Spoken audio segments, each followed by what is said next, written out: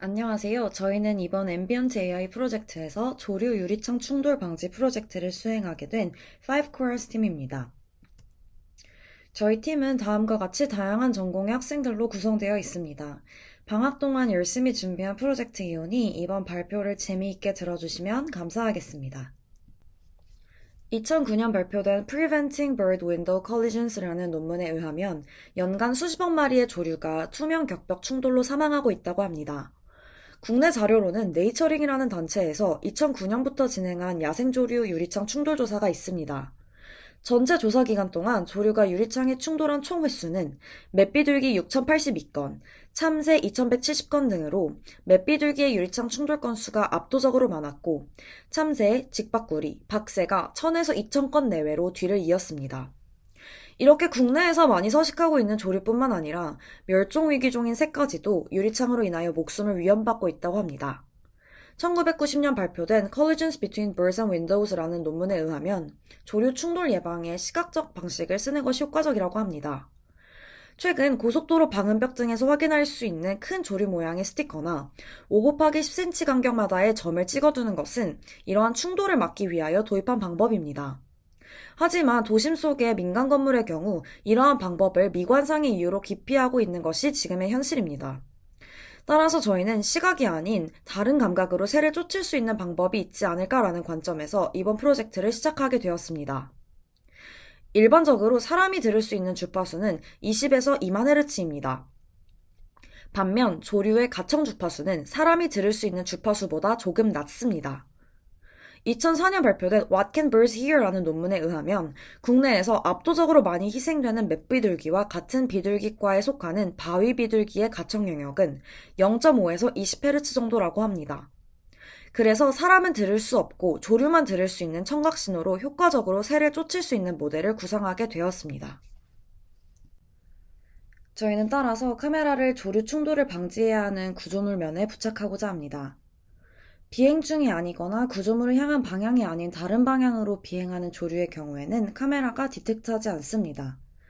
하지만 구조물을 향해 비행하는 조류의 정면이나 정측면을 디텍트하게 되면 디텍트하는 즉시 조류가 싫어하는 음파를 발생시킵니다. 이렇게 하여 새가 유리창에 충돌하지 않고 기존에 오던 방향에서 틀어서 다른 방향으로 날아가도록 하고자 합니다. 저희가 앞의 시나리오를 적용하기 위하여 고민했던 부분은 크게 두 가지입니다. 먼저 카메라의 위치입니다. 저희는 이것을 크게 세 가지로 나누어서 고민하였습니다. 먼저 건물 옥상에 카메라를 설치하는 것입니다. 이것의 장점은 낮은 구조물에 적합하다는 것입니다. 높은 건물의 경우 아래쪽으로 충돌하려는 새는 너무 작게 디텍트되어 이를 막기 어려울 것이라고 판단했기 때문입니다. 하지만 이것의 단점은 좁은 시야로 인하여 조류 충돌을 막기 어려울 수 있다는 점이며 또한 많은 카메라 설치가 필요하여 비용적인 이슈가 있을 것이라고 생각합니다. 두 번째로는 충돌 위험이 있는 면의 옆쪽에 설치하는 것입니다. 이것의 장점은 적은 카메라 대수가 필요하다는 점입니다. 하지만 단점으로는 가까운 거리에 설치되기 때문에 좁은 시야로 인하여 새들을 잘 디텍트하기 어렵다는 점입니다. 또한 먼 거리의 경우에서도 새가 작아 디텍트하기 어려워 실질적으로 조류 충돌을 막기 조금 어려울 수 있다는 단점을 가지고 있습니다. 따라서 저희가 마지막으로 생각했던 방법은 유리창 기준으로 바깥쪽을 보아 실제 새가 다가오는 장면을 포착할 수 있도록 설치하는 위치입니다. 이것의 장점은 넓은 시야가 보장되며 구조물의 형태에 제약이 없기 때문에 보다 어디에든 설치할 수 있다는 장점을 가지고 있습니다. 하지만 이것의 가장 치명적인 단점은 많은 카메라 대수가 필요하다는 점입니다. 저희가 다음으로 고민했던 포인트는 새가 벽을 향해 비행하는 것을 디텍트하기 위해서 어떻게 해야 할 것이냐는 부분이었습니다. 이것 역시 세 가지의 방법으로 접근해 보았습니다. 먼저 뎁스 이미지를 이용하여 접근하는 새의 거리를 파악하는 방법입니다. 하지만 뎁스 이미지 카메라의 뎁스 레인지가 크지 않아 최소 수미터 이상의 뎁스를 감지해야 하는 이 태스크에는 부적합하다고 판단하여 드랍하였습니다.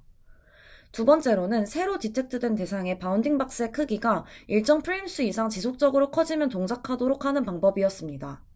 하지만 대상 새의 날갯짓이나 비행 각도의 변화 등으로 인하여 바운딩 박스의 크기 변화를 유발하는 다른 요인이 존재하기 때문에 이 방법을 적용하기 어려울 것이라고 판단하였습니다.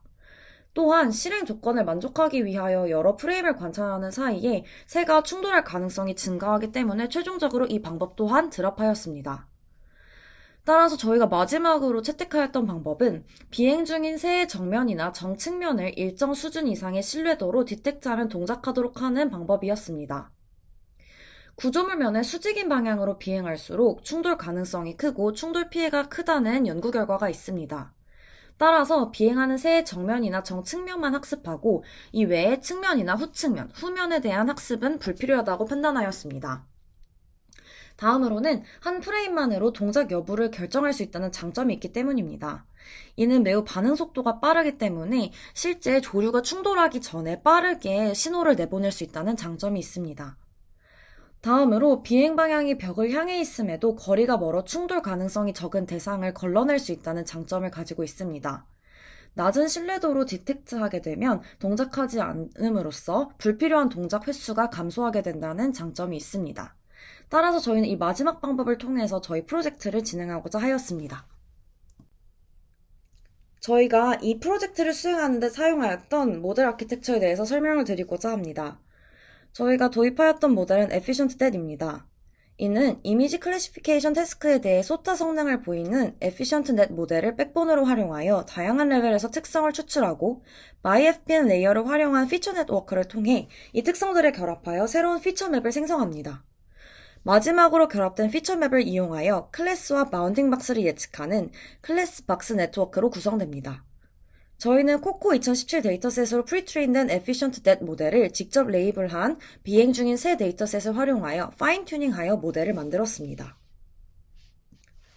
여기서 피처 네트워크 구조에 활용한 myFPN 레이어는 기존의 FPN, PANet, NASFPN 등에 비해 성능과 범용성을 개선한 레이어 단위의 피처 네트워크입니다.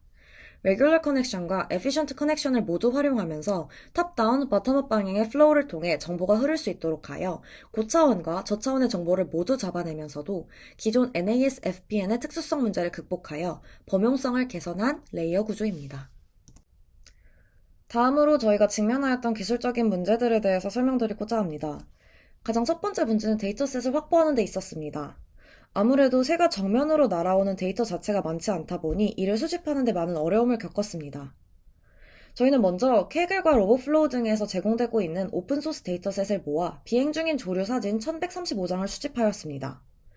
다음으로는 로봇플로우의 어노테이팅 기능을 활용하여 직접 사진 속에 비행 중인 조류의 정면 모습의 바운딩 박스 데이터를 생성하여 버드 레이블을 할당하였습니다. 다음으로는 전체 데이터를 7대2대 1랩 비율로 트레인, 밸리데이션, 테스트 데이터로 스플릿하여 나누었습니다. 다음으로는 640 곱하기 640 사이즈로 리사이즈하여 저희 데이터셋을 프리프로세싱 하였습니다. 마지막으로 각 사진을 마이너스 15도에서 15도 사이 임의의 각도로 로테이트하여 사진당 3장의 사진을 생성하여 조금 더 많은 데이터셋을 확보하고자 하였습니다. 다음으로는 욜로 모델을 적용하는 데 겪었던 어려움에 대해서 설명드리고자 합니다. 프로젝트 초기에는 오브젝트 디텍션 태스크에 대해 소타 성능을 보이는 욜로 모델을 사용하기로 했었습니다.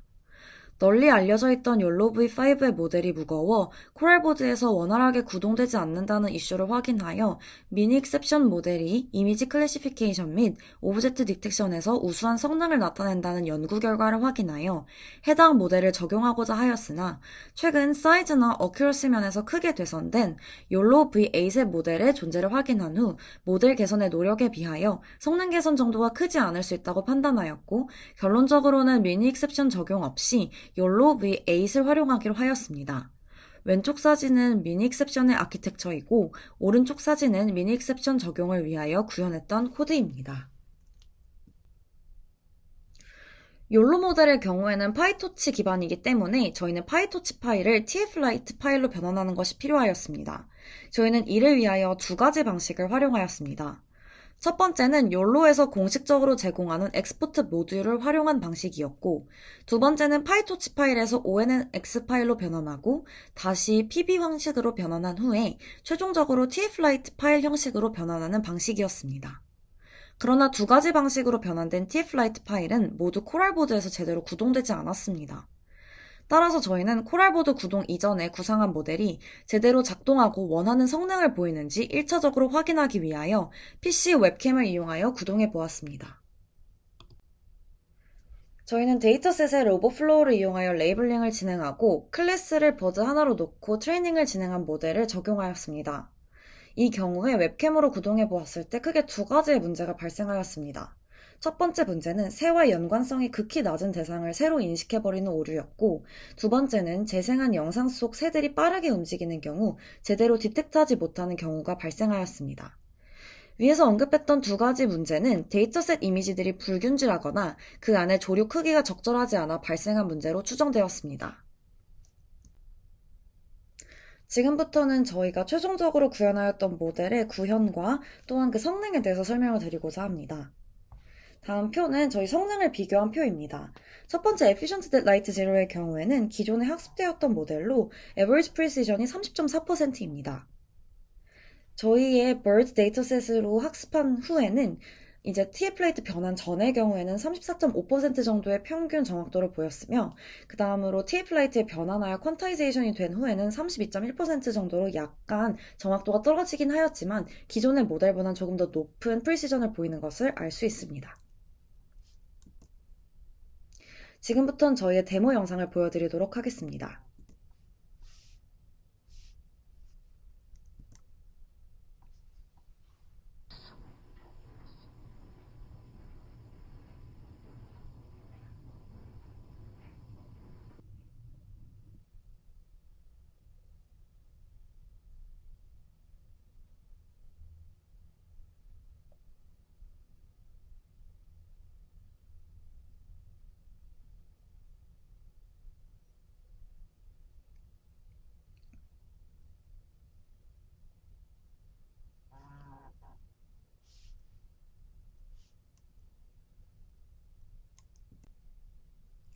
방금 보여드린 영상에 대해서 이제 설명드리도록 하겠습니다. 저희는 영상에서 확인할 수 있는 바와 같이 비슷한 크기의 새에 대해서 정면으로 날아오는 새만 인식하고 옆으로 날아가는 새는 배제하는 데 성공하였다는 것을 확인할 수 있습니다. 다음으로는 정면으로 날아오는 새라고 하더라도 거리가 멀다고 판단하면 디텍트하지 않는 것을 통하여 실제 다가오는 새들을 기준으로 조금 더 정확하게 디텍트할 수 있다는 것을 알 수 있습니다.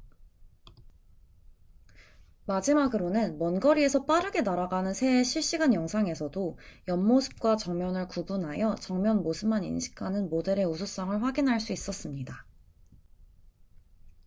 하지만 저희의 이러한 시연에도 문제점은 분명히 존재하였습니다. 먼저 야외 시연을 시도하였으나 원인 미상의 이슈로 인하여 코랄보드랑 랩탑의 연결이 계속 끊기는 문제가 발생하였습니다. 이로 인하여 실시간으로 접근하는 새를 디텍트한 후에 스피커를 통하여 새에게 경고할 수 있는 음파가 발생하기까지의 시간을 측정하는 데 실패하였습니다. 따라서 이는 충돌 회피 여부의 검증을 실패하였다는 치명적인 문제점을 가지고 있었습니다. 다음으로는 시연 영상 중에 1번 영상에 해당하는 촬영한 영상을 실제 디스플레이에 재생한 후에 이를 다시 코랄 보드에 연결되어 있는 카메라로 촬영하는 방식으로 시연을 시도해 보았는데요. 이 과정에서는 실제 카메라의 시점과는 달라서 정확도가 떨어진다는 문제점이 있었습니다. 마지막으로는 배경 속에 있는 비행하는 새의 정면의 모습과 유사한 모양이 새가 아닌 대상을 새로 디텍트하는 경우가 발생하여 모델의 정확도를 조금 더 높이는 것이 필요하다는 것을 확인하였습니다. 저희는 앞에서 언급하였던 문제점을 통하여 조금 더 나은 방향을 제시해보고자 합니다. 저희는 좀 더 태스크에 적합한 하이 퀄리티의 플랭버스 데이터셋을 좀 더 찾아보고 제작함으로써 조금 더 많이 학습시켜서 모델의 정확도를 높일 수 있지 않을까 생각합니다. 다음으로는 욜로비8에서 에피션트 대수로 피봇한 이후에 시간상의 이유로 시도하지 못했던 하이퍼 파라미터 변화에 따른 모델 성능 테스트를 해본다면 조금 더 정확한 모델을 만들 수 있지 않을까 생각합니다. 다음으로는 한국조류보호협회 등과 협력하여 조금 더 좋은 환경 또는 다양한 환경에서 성능을 테스트해보면서 모델의 조금 더 정확도를 높일 수 있지 않을까 생각합니다. 마지막으로는 조금 더 일반적인 조류에 적용될 수 있는 경고 방식을 개발한다면 더 넓은 범위의 조류들을 좀 더 보호할 수 있지 않을까 생각합니다. 이는 저희가 연구하는 동안 참고하였던 참고자료들입니다. 지금까지 저희의 발표를 들어주셔서 감사합니다.